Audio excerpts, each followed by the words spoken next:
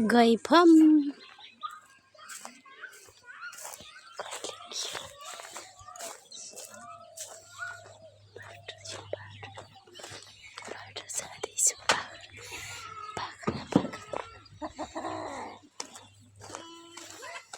साथी हो हामी चाहिँ अब बफ गार्डन पुगेर खेलेर डुलेर रमाएर पानीमा हिँडेर हामी आइसक्यौँ। अब चाहिँ हामी हाम्रो घरको बाटो लाग्दैछौँ।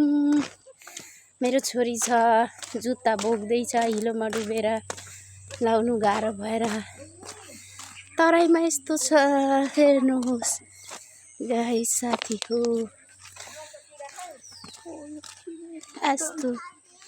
यस्तो छ मकै बारी आयो।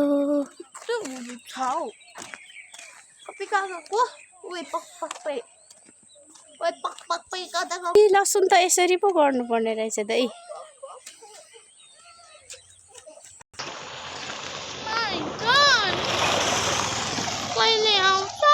के गर्नु भएको कति राम्रो हो घाँसबारीमा मकै बारी पनि कति राम्रो। अब हामी चाहिँ घर आइपुग्न आँट्यौँ साथी हो।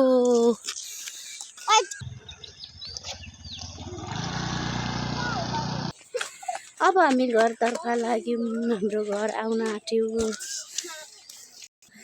साथी हो।